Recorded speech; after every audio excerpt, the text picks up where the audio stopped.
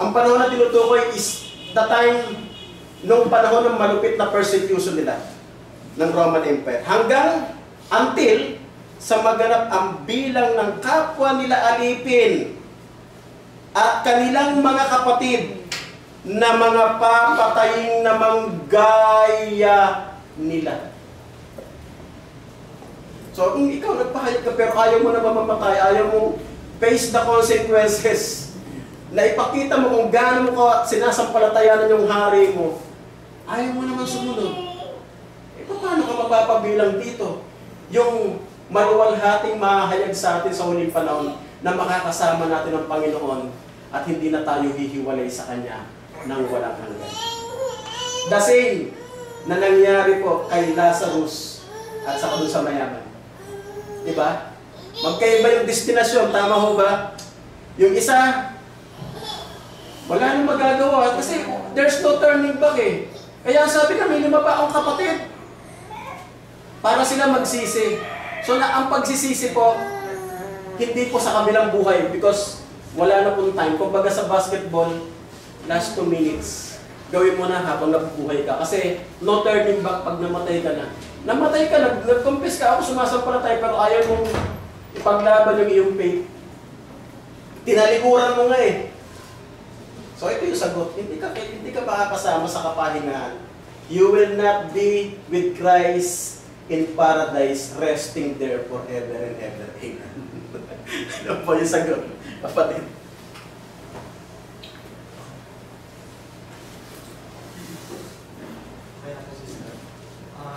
Kung wala na pong balita o katanungan, gawa ko po tayo sa atin.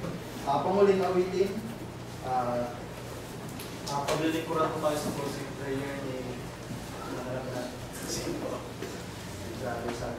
nasa hymn number 176 po para sa ating release. At itayo po natin sa Romans 12.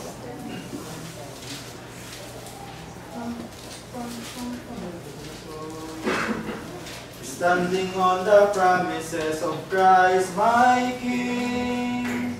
Ready? Sing. Standing on the promises of Christ my King, through eternal ages let His praises ring. Glory in the highest I will shout and sing. Standing on the promises of God. Standing, standing, standing on the promises of God. Standing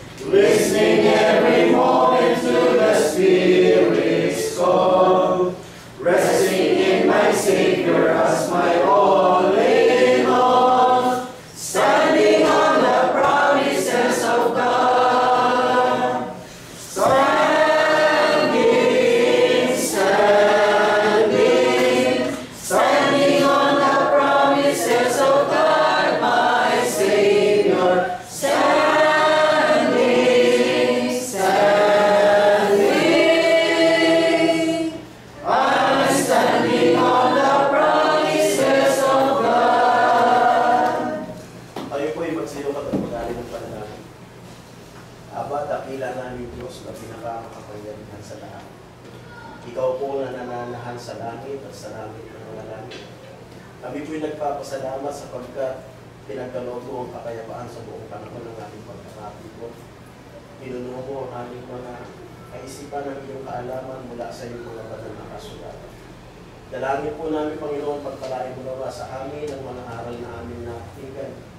Ito po sana ay magsilbing aming motibasyon upang ipagpatuloy namin ang aming mga gawain pagkakatipon sa iyo tuwing unang araw ng sanlinggo na siyang nagiging asin po ng langit dito sa ibabaw ng lupa. Nawa po, ang aming mga pananambahan ito ay naging katulad ng isang haing buhay na pumapainan sa iyong dakong kinaroonan.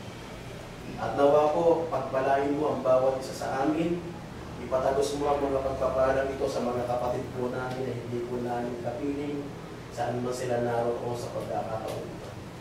Gayon din naman kung paano iningatan mo kami sa pagpunta sa dakong ito. Sa buong panahon ng aming pagkakatipon ay siya rin po panalangin namin sa aming pansamantalang pag-iwalay na ingatan mo rin kami hanggang makarating kami sa kani-kaniya po namin mga tahanan. At amin pong ipinagkakatiwala sa iyong mapagpalang kamay ang mga hinaharap po namin. Nawa po, patuloy mong hawakan ang haka ng aming puso upang patuloy kami makalakad sa iyong mga daan at palatuntunan ng buhay.